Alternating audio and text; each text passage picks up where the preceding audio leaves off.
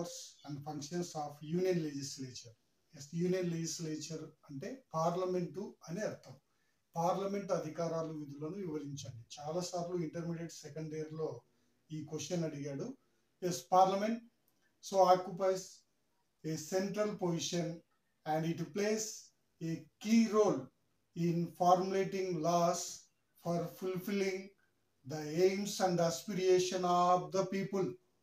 Parliament అనేటువంటిది భారతీయుల ఆకాంక్షలను ఆశయాలను నెరవేర్చే విధంగా చట్టాలను రూపొందిస్తుంది. Yes, it enjoys extensive powers like that legislative powers and functions, executive powers and functions, financial powers and functions, judicial powers and functions, constitutional powers and functions, and electoral powers and deliberative powers and functions, other powers and functions అనేటువంటి 8 రకాలైన అధికారాలు మన second year లో మనకు ఇవ్వడం జరిగింది. So మొదటి వచ్చేసి ఇక్కడ మనకు లెజిస్లేటివ్ పవర్స్ అండ్ ఫంక్షన్స్, ఇది మనకి శాసన సంబంధమైన అధికారాలు. Yes, the primary function of the parliament is to make laws for the governance of the country అని చెప్తాడు. అంటే ఇక్కడ దేశ పాలనకు అవసరమైన చట్టాలను రూపొందించే అధికారము పార్లమెంటుకు ఉంటుందంట. And considers and approval bills on the subject included the union and state and concurrent list. Yes, ఇది కొన్ని జాబితాల పైన చట్టాలను రూపొందిస్తుంది.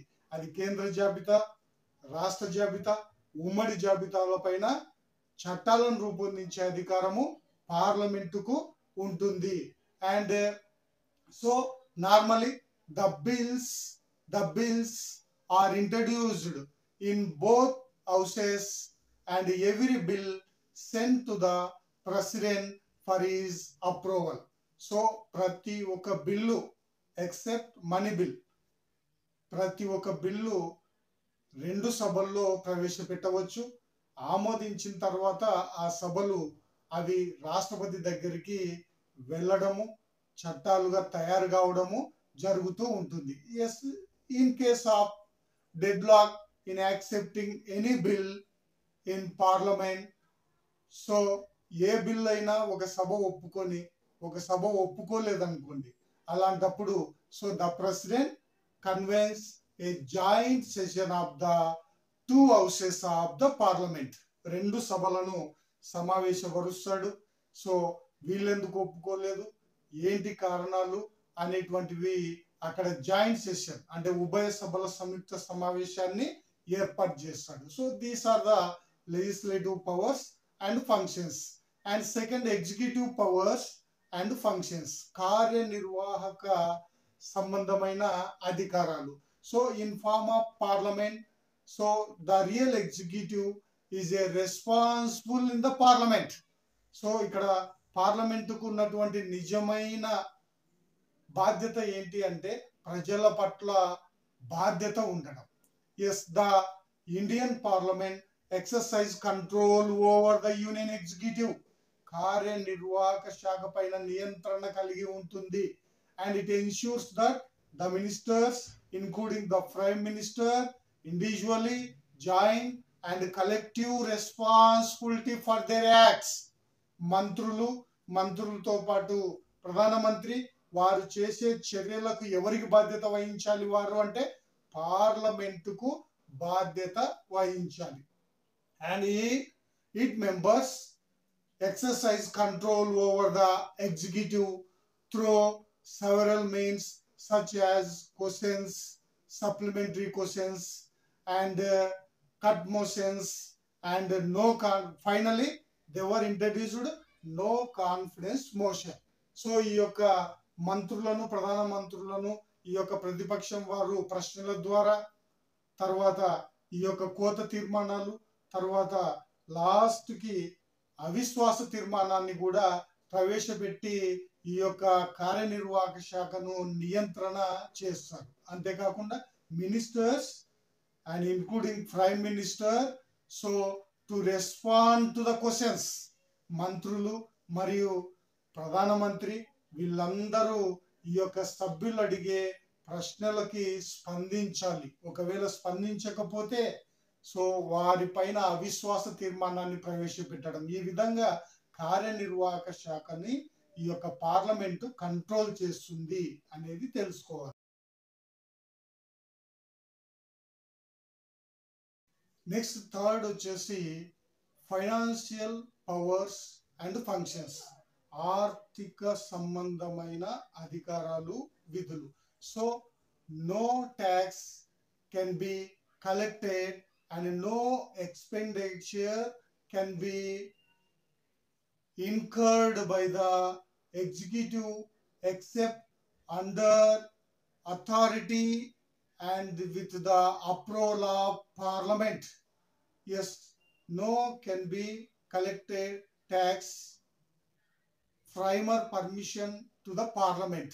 పార్లమెంటు అనుమతి లేకుండా ఎలాంటి ఖర్చులు కానీ ఎలాంటి పన్నులు కానీ విధించే అధికారము ఎవరికి లేదు.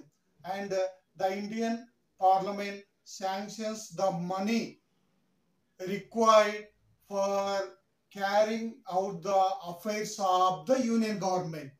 ఎస్, ఈ యొక్క పార్లమెంటు ఈ యొక్క యాక్సెప్ట్ మనీ రిక్వైర్డ్ అంటే ఇక్కడ ఈ యొక్క డబ్బులను అది ఈ దేనికోసము అంటే required affairs of the union government, కేంద్ర ప్రభుత్వ వ్యవహారాలు జరగడానికి కావలసిన నిధులను సమకూర్చే అధికారము పార్లమెంటుకు ఉంటుంది. And it approves the money bills proposed by the union ministry. కేంద్ర మంత్రి మండలి ఆమోదించిన ఆర్థిక బిల్లులను ఇది ఆమోదించడము. And shall impose new taxes, revise old taxes, or abolish the existing taxes only with the approval of the parliament. అంటే కొత్త పన్నులు విధించడం కానీ లేదా పాత పన్నులను మళ్ళీ పునరుద్ధరించడం కానీ లేదా ట్యాక్స్లను పూర్తిగా రద్దు చేయడం కానీ ఎవరి అనుమతితో చేయాలి అంటే పార్లమెంటు అనుమతితో చేయాల్సి ఉంటుంది. So these are the financial powers and functions. And fourth వచ్చేసి judicial powers and functions. So Indian parliament it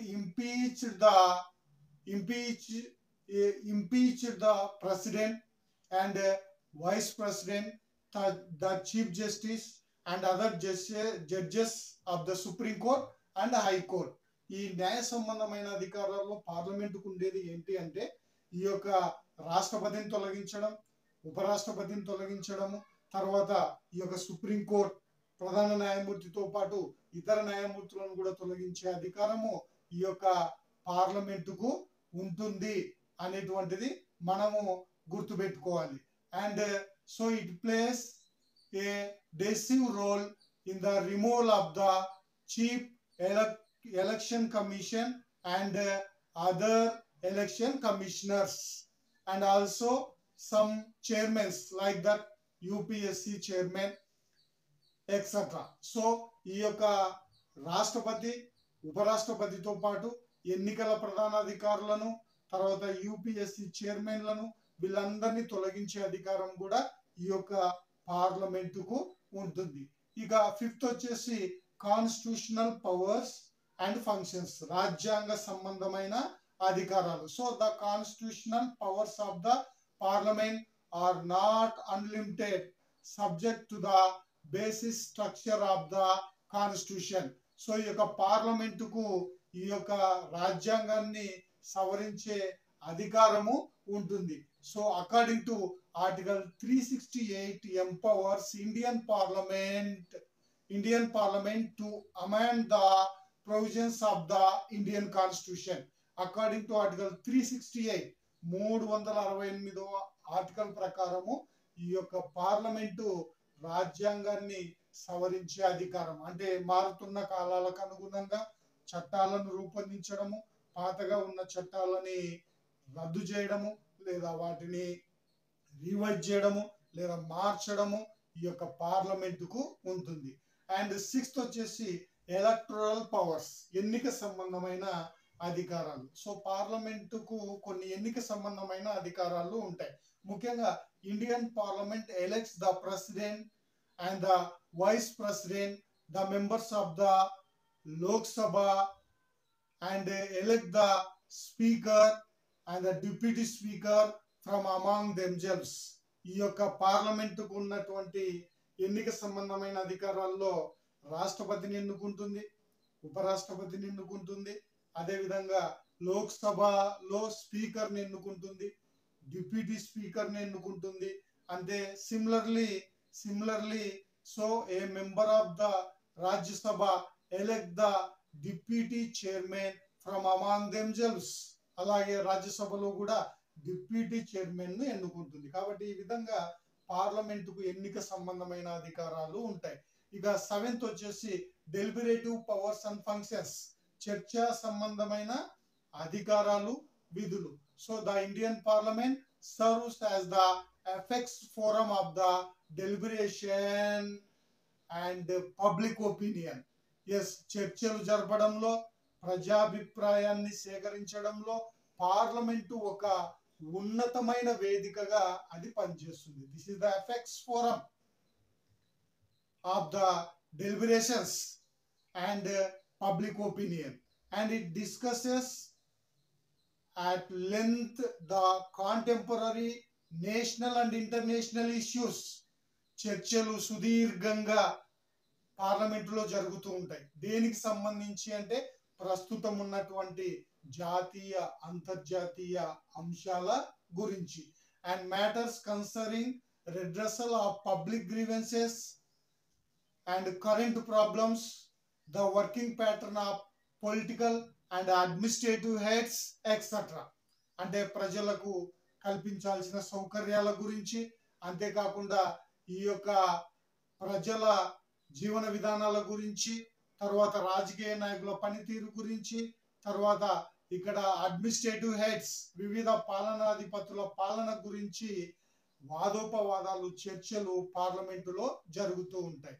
ఇక లాస్ట్ వచ్చేసి అదర్ పవర్స్ అండ్ ఫంక్షన్స్, ఇతర అధికారాలు. So the Indian parliament discuss bills relating to the, అంటే వివిధ రకాల బిల్లుల గురించి చర్చిస్తుంది. దాంట్లో నెంబర్ 1 ఏమని చెప్తాడు, altering of alternative of boundaries of states, అంటే ఈ యొక్క రాష్ట్రాల సరిహద్దులను మార్చే బిల్లుల పైన చర్చలు జరపడము.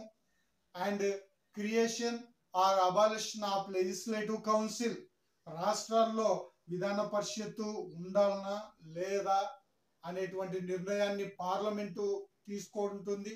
అంతేకాకుండా changes in the name of states, రాష్ట్రాల పేర్లు మార్చడము పార్లమెంటుకే అధికారము ఉంటుంది. And it serves as a training centre for the newly elected members in understanding the legislative procedure.